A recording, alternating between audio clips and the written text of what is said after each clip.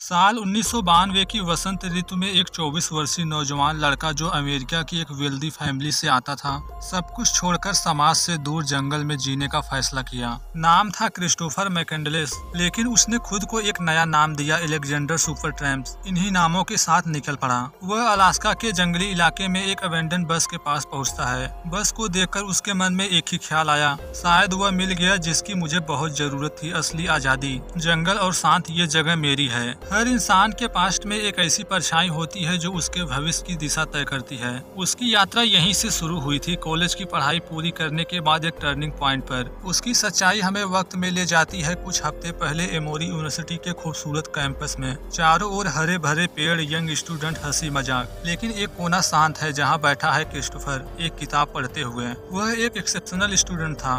उसके पास ज्ञान की भूख थी, लेकिन उससे कहीं अधिक गहराई से वह जीवन की मीनिंग को समझना चाहता था। कॉलेज से घर लौटा। अभी उसकी दिनचर्या नॉर्मल रूटीन की तरह चल रही है। वह अपने माता पिता के साथ एक गॉर्जियस होम में डिनर करता है, लेकिन माहौल है टेंस। क्रिस्टोफर पूछ उठा, क्या तुम लोग कभी मुझे मेरी तरह जीने दोगे? फादर स्ट्रिक्टली जवाब दिए, हमने तुम्हें बड़ा किया, तुम्हारे लिए सब कुछ किया और तुम सब कुछ नकार रहे हो। क्रिस्टोफर को लगने लगा कि उसका जीवन एक झूठ के फाउंडेशन पर बना है। उसके परिवार के पास पैसा था, लेकिन कमी थी प्यार की। माता पिता का रिश्ता हमेशा तनाव में भरा रहा। झगड़े, स्क्रीम्स और झूठ, ये सब उसे तोड़ते जा रहे थे। उसका अपनी छोटी सिस्टर कैरिन के प्रति लगाव थोड़ा अलग था। बुक्स वगैरह लाकर दिया करता था। ऐसे एक बुक देते हुए कहा, एक दिन मैं सब कुछ छोड़ दूंगा, सब कुछ, और सिर्फ जिंदा रहने के लिए जीऊंगा। अभी वह करना क्या चाहता है इसका पता नहीं। जैसे तैसे कॉलेज को पूरा कर रहा है। यूनिवर्सिटी में वह टोपी तथा ग्राउंड में खड़ा है। सभी छात्र खुश हैं, पिक्चर ले रहे हैं, लेकिन वह शांत है। उसके चेहरे पर एक अलग ही डिसीजन की दृढ़ता है। ग्रेजुएशन के बाद वह अपने माता पिता को आखिरी बार देखा। कुछ दिनों बाद वह गायब हो गया।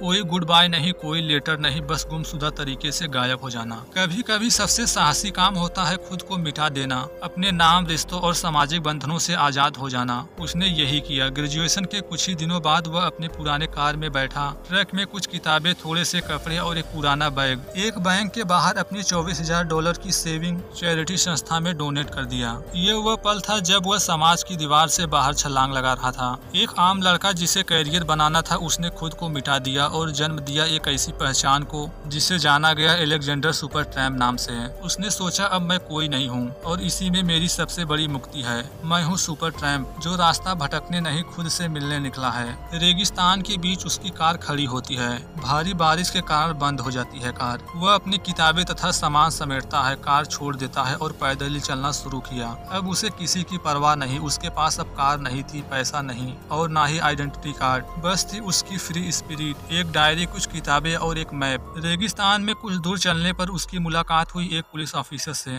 वह उससे पूछताछ किया क्योंकि उसके पास कोई लाइसेंस या आईडी कार्ड नहीं था। पहला सवाल था, नाम क्या है तुम्हारा? वह मुस्कुराकर जवाब दिया, अलेक्जेंडर सुपरट्रैम्प्स। इस तरह अब वह कानून की नजर में एक घुमक्कड़, परिवार की नजर में लापता और अपने नजरिए में पूरी तरह आजाद था। अब वह रास्ते पर है, कभी ट्रक में लिफ्ट लेते हुए, कभी जंगल में चलते हुए, तो कभी पुल के नीचे सोते हुए। जबकि दूसरी तरफ उसकी फैमिली लगातार उसे ढूंढ रही थी, कभी पोस्ट ऑफिस तो कभी दूर पूछताछ, लेकिन उसका कोई सुराग नहीं। उसकी बहन को उसके पुराने बातें याद आ रही थी। बोलती है, मुझे नहीं पता वह कहाँ है, पर मुझे इतना यकीन है अब वह वही कर रहा है जो वह हमेशा से करना चाहता था, जिंदा रहना, सच में जिंदा। जब एक इंसान बॉन्ड को तोड़ता है तो वह केवल अकेला नहीं होता, वह हर रास्ते पर खुद को एक नए रूप में खोजता है। उसकी यात्रा अब उन लोगों से मिलने वाली थी जो हमेशा उसकी कहानी का एक हिस्सा बनकर रह जाएंगे। इसी तरह वह आगे बढ़ता रहा। धूप से तपते रेगिस्तान के बीच पहुंचा। पास की सड़क पर दूर से एक ट्रक आता हुआ दिखा।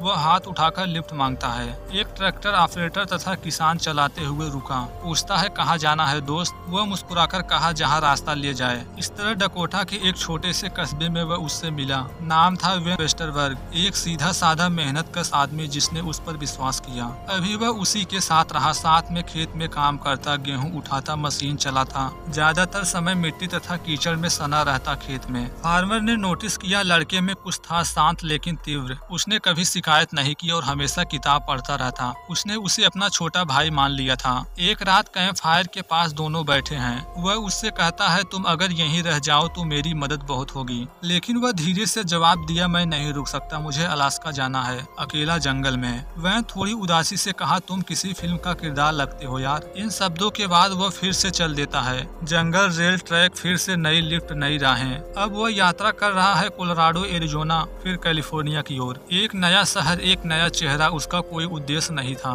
जैसे मंजिल पाना उसका असली लक्ष्य था। रास्ता और रास्ते में छुपी कहानियां जल्द ही एक हाईवे के पास पहुंचाती हैं। इधर उधर देखने पर किनारे एक छोटी सी वैन दिखी। ये थी बहुत पुरानी। उसके पास खड़ी है एक बूढ़ी हिप्पी महिला जेन तथा उसका बॉयफ्रेंड राइनर। जेन हंसकर कहता है, तुम भागकर आए हो ना? वह मुस्कुराकर जवाब दिया, नहीं, मैं अपनी तरफ जा रहा हूँ। जेन के साथ बिताए दिन उसके एक नए तरह के परिवार का एहसास दिलाता था। उसे लगता है कि दुनिया इतनी भी बुरी नहीं जितनी उसे पहले लगती थी। सूरज डूबता है, चारों लोग एक कैंप फायर के इर्द गिर्द बैठते हैं। अलेक्जेंडर गिटार की धुनों के साथ कहता है, खुशी बांटने से बढ़ती है, लेकिन मैं खुद को खोजना चाहता हूँ, फिर किसी के साथ बांट सकूं। जबकि दूसरी तरफ उसके घर पर बहन तथा माँ उसके हर रोज आने के इंतजार में बैठी है। उसकी सिस्टर हर बार सोचती है क्या वह कभी लौटेगा, लेकिन उसे लगता था वह एक मिशन पर है और जब वह लौटेगा तो वह कोई और इंसान होगा। कभी कभी जिंदगी की सबसे बड़ी यात्रा नक्शे के परे होती है। क्रिस्टोफर अब हर उस सीमा को पार कर रहा था जो समाज, कानून और डर ने खींची थी। जबकि दूसरी तरफ कैलिफोर्निया के समंदर के किनारे वह अकेला बैठा है,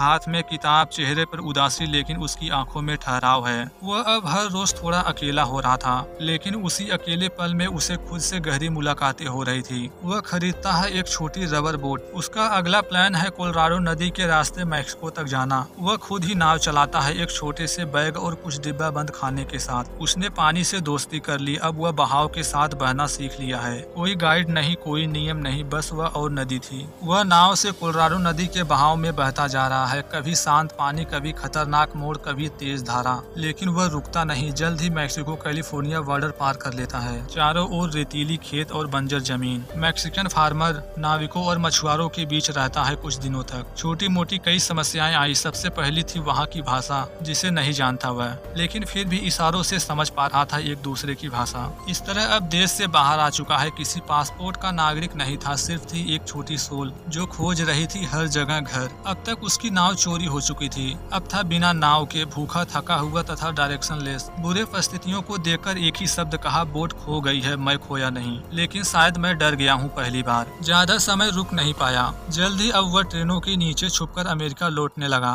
रेल के डिब्बों में छुपा, कंबल से लिपटा और कोयले की धूल से भरे चेहरे, सर्द रातें, कोई खाना नहीं, पानी नहीं। ये वे दिन थे जब उसे सच में जंगली जीवन का मतलब समझ में आया। ये रोमांचक नहीं था, ये अस्तित्व की लड़ाई थी। एक दिन भूख और कमजोरी से गिर जाता है। पास के डिब्बे में बैठा एक बूढ़ा व्यक्ति होबो उसे उठाया, कहने लगा, भूख और फ्रीडम दोनों के साथ रहना मुश्किल है बेटे। क्रिस्टोफर धीरे से जवाब दिया, मैंने रूट चुन लिया है और मैं उसे भुग दूंगा। जल्द ही सफर शुरू हुआ अलास्का की ओर। सफर चल रही है बस के थ्रू। बैठे बैठे मन में तरह तरह के विचार चल रहे थे। कभी लगता है ये यात्रा गलत है, कभी लगता है ये मेरी सबसे सच्ची चीज है। मैं टूट रहा हूँ लेकिन मुक्त हो रहा हूँ। हर मुसाफिर को कभी न कभी ऐसा मोड़ मिलता है जहाँ रास्ता थकता है, सांसें भरती हैं और दिल को धोखा होता है कि शायद अब रुक जाएं। अलेक्जेंडर सुपरट्रैम्प के जीवन में भी ये मोड़ था। स्लेव सिटी सूखा तथा रेगिस्तानी इलाका, टूटे फूटे ट्रेलर वैन, झुग्गियां और दीवार पर रंग बिरंगे स्लोगन। स्लेव सिटी थी एक आजाद लोगों की बस्ती, बिना गवर्नमेंट, बिना कानून, बिना पहचान। ये जगह थी उन लोगों की जिन्हें समाज ने किनारे कर दिया था और उन्होंने उसे माफ भी नहीं किया।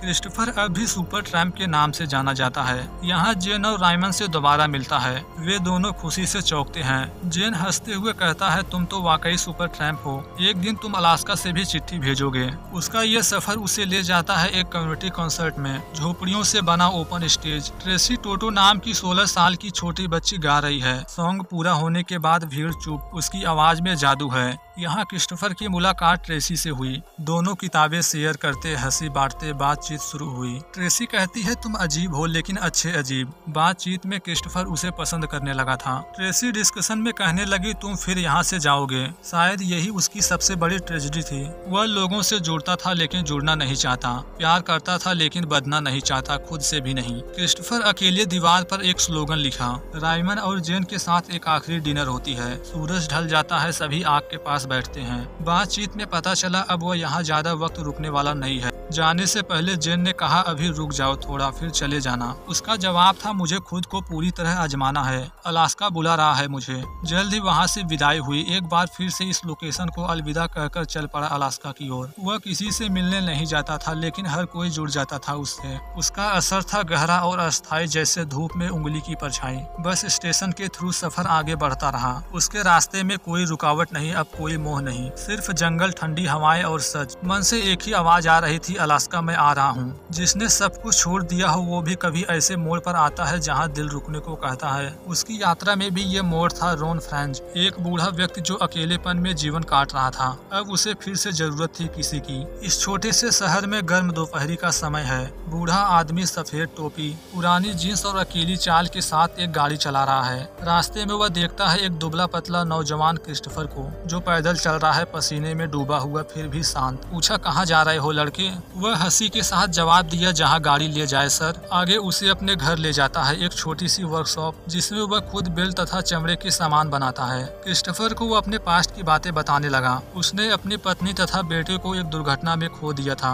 अब वह अकेला रहता है, किताबों, यादों और बेल्टों के बीच। धीरे धीरे क्रिस्टोफर और रॉन के बीच एक गहरा रिश्ता बनता है। वह उसे सिखाता है चमड़े के बेल्ट बनाना। क्रिस्टोफर एक बेल्ट बनाता है जिस पर लिखता है खुद से जुड़े शब्द। उसकी ये कारीगरी देख कहा, बहुत अच्छा किया, तुम्हारे हाथों में कुछ है। क्रिस्टोफर ने जवाब दिया, ये सब आपने ही सिखाया है रॉन। दोनों पहाड़ों की चोटी पर जाते हैं। नीचे शहर दिखता है, सूरज डूब रहा है। रॉन ने कहा, अगर कहीं रुकना चाहो तो मेरे साथ रह सकते हो, मैं तुम्हें अडॉप्ट करना चाहता हूँ बेटे। वह कहता है, मैं सम्मानित महसूस करता हूँ, लेकिन मेरी यात्रा अधूरी है, मैं अभी पाना चाहता हूँ खुद को। ये शायद उसकी यात्रा का सबसे टेंडर पड़ाव था, जहाँ उसे न सिखाया गया न बाधा गया, बस अपनाया गया। रोन उसे रोक नहीं पाए, लेकिन उन्होंने उसे आशीर्वाद जरूर दिया। कुछ ही दिनों में क्रिस्टोफर तैयार है जाने के लिए। रोन चुपचाप देख रहा है। साथ ही ये भी कहा, अगर कभी ऐसा लगे कि अब रुक सकते हो तो लौट आना, मैं यहीं रहूंगा। जैसा कि उसके लौटने का कोई इरादा नहीं है, इसलिए कहा, आप हमेशा मेरे साथ रहोगे रॉन, मैं आपको कभी नहीं भूलूंगा। इस तरह वह अकेला फिर पहुंचता है सड़क पर। पहाड़ों के बीच उसका छोटा बैग, कमर में बेल्ट और आंखों में ठहराव। वह चला गया, लेकिन बुजुर्ग के अंदर फिर से जीवित हो गया। शायद हर कोई किसी का बेटा होता है, चाहे उसने दुनिया को ठुकराया क्यों न हो। अलास्का में समय है अप्रैल साल 1992। 2 साल के कंटिन्यू यात्रा, भूख, प्रेम और रिश्तों के बीच से गुजरते हुए अब वह आखिरकार वहां पहुंच चुका था जहां से वह हमेशा बुलावा महसूस करता था, अलास्का। लेकिन जंगल सिर्फ सुंदर नहीं होते, वे होते हैं रूथलेस भी। अलास्का के गहरे जंगल, बर्फ से ढके पहाड़, हवाओं की सरसराहट, दूर दूर तक कोई मानव नहीं। वह एक ट्रक ड्राइवर से लिफ्ट लेकर जंगल के एक ऐसे पॉइंट पर पहुंचा जहां से आगे कोई गाड़ी नहीं जाती। ट्रक ड्राइवर मजबूती से हाथ मिलाते हुए कहा, लड़के मैं नहीं जानता तुम क्या खोए हो, पर अगर लौटना चाहते हो तो रास्ता याद रखना। क्रिस्टोफर मुस्कुराकर कहा, मैं कुछ खोजने नहीं बल्कि खुद को छोड़ने आया हूँ। अब वह अकेला है, बर्फीली जमीन पर पैदल। उसके पास एक पुरानी राइफल, कुछ किताबें, एक डायरी, माचिसें, डिब्बा बंद खाना, एक कैमरा और सबसे जरूरी एक अनफेलिंग भरोसा।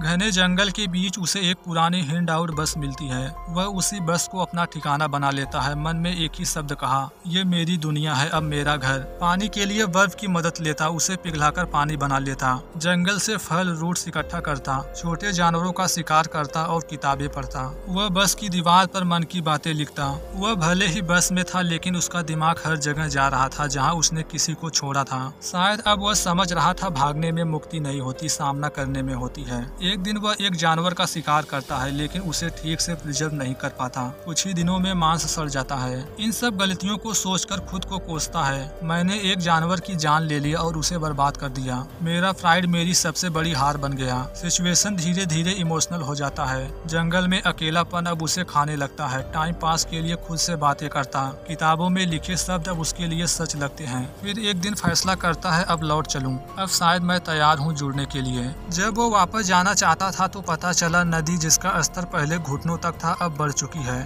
उसे पार नहीं कर पाता। अब वह फंस गया था अलास्का में, अकेलेपन में और खुद के ही बनाए भ्रम में। बस के अंदर वह कमजोर होता जा रहा था, शरीर ढल रहा था, डिब्बा बंद खाना खत्म हो चुका है। जब भूख कंट्रोल से बाहर होने लगा तो गलती से एक जहरीला पौधा खा लिया। अब तक उसके साथ जो कुछ भी हो रहा था उसे लिख रहा था डायरी में। जहरीले पौधे के बारे में भी लड़खड़ाते हाथों से लिखा। समय के साथ वह और भी कमजोर होता गया। अब दिखने लगा था शांत लेकिन मुस्कुराते लाश जैसा। जिसे सबने खोया हुआ पाया अब वह सचमुच खो गया था, लेकिन उसकी गैर हाजिरी अस्थायी हो चुकी थी। एक खबर बनकर लौट आई उन सबके पास जो कभी उसके उसके जीवन के हिस्से थे। कुछ दिनों बाद अलास्का में दो शिकारी दिखे। झाड़ियों के बीच उन्हें एक पुराना बस दिखा। वे पास आते हैं, दरवाजा खोलते हैं और पाते हैं एक डेड बॉडी, एक सोते नौजवान की तरह। ये कोई और नहीं बल्कि था क्रिस्टोफर मैकेंडलेस। शिकारी के हाथ में एक नोट मिलता है। न्यूज चैनल, अखबार, रेडियो, हर ओर एक ही खबर थी क्रिस्टोफर मैकेंडलेस के बारे में, जबकि उसके माता पिता कमरे में खबर सुनते हुए शांत बैठे हैं।